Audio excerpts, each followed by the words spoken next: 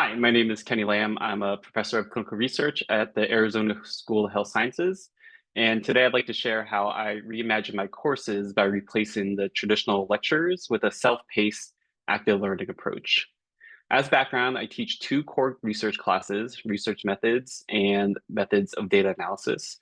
And for years, these courses were delivered in the traditional manner, relying primarily on lectures and textbook readings. And the result was predictable. Students were uninterested, disconnected, and often disengaged with the learning process. And as an instructor, facing a room of disengaged students is pretty challenging. But while this was a problem, it was also my inspiration to reimagine how I might deliver the course content so that class time became more interesting, interactive, and engaging. So the question became, how do we move away from this traditional model and redesign the learning process? My solution was to create weekly self-guided tutorials using an online tool called Rise 360.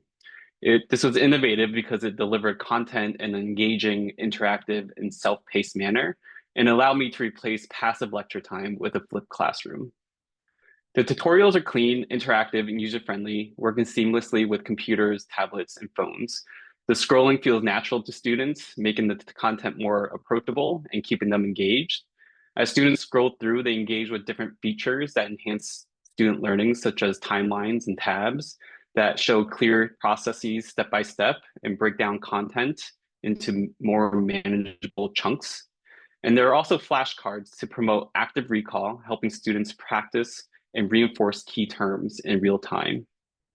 So in addition to these flashcards that encourage recall, there are also a feature called knowledge checks. And this feature provides a student with immediate opportunities to ensure that they are understanding the material that is being presented. Also, if they answer a question incorrectly, they're provided with immediate and customizable feedback and insight.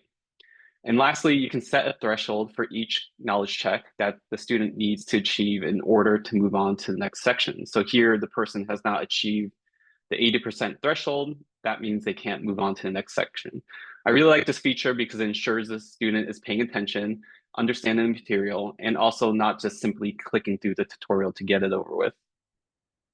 The impact on students has been significant. They appreciate the self-paced design, which makes content more manageable. They value the immediate feedback, which helps them learn without waiting for class time, quizzes, or exams. And most importantly, they find the experience more engaging, approachable, and relevant to clinical practice. The impact was immediate and clear. Here are just some of the few student comments that I've received. They felt that this tutorials are a fantastic learning tool that presented the content that was otherwise dry and boring in an interactive, engaging, understandable, and practical way. And the self-paced component made learning manageable for each student. The impact on me as instructor was also just as important. By embedding content in the tutorials, I gained back our class time.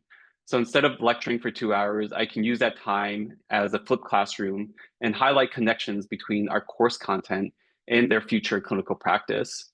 So for example, after completing tutorials at home, students come to class ready to apply those concepts. For our in-class application exercises, I place students into interdisciplinary groups, provide each group with a real peer-reviewed journal article, and ask them to identify and critique components of the study based off of the content we were focusing on for the week. So in this example, students were asked to identify the study's purpose, target population, independent variable, and describe how those were operationalized, and also critique how they were operationalized and how that might impact the study design.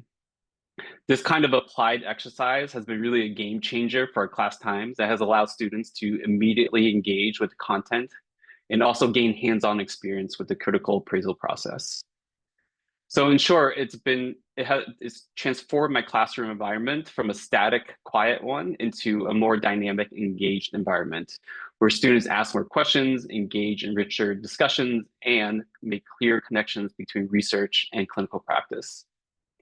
This approach also aligns with the ATSU's CPAs. I believe it specifically helps in the area of critical thinking as students learn to evaluate and critically appraise journal articles, practicing and evidence-based decision-making.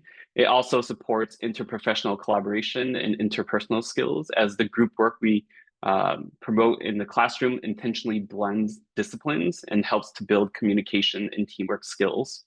So in short, while this approach not only teaches the content, it also fosters the professional attributes we want to see in our graduates. In terms of implementation, creating the tutorials is not technically difficult. The tool is pretty user-friendly, even from a building standpoint, but it is time intensive. It took me about a week to create each tutorial, but the investment in time is well worth it because once it's built, it can be used year after year with minimal editorial if needed. The cost is moderate as there are annual licenses required for those building the content, but there are no additional costs to students who are just viewing and interacting with the tutorials. So I feel as though the scalability is quite high. This approach integrates easily with learning management systems, including Canvas. It can work across disciplines, and it fits with ATSU's growth in hybrid and high flex delivery of courses. And I can see potential of this model in every course that we teach at ATSU. So thank you for sharing your time with me today. I hope the presentation has inspired you to reflect, rethink, and imagine how you deliver the content in your own courses, and to consider how active student-centered designs can transform the learning experience for the student and the instructor. Thank you.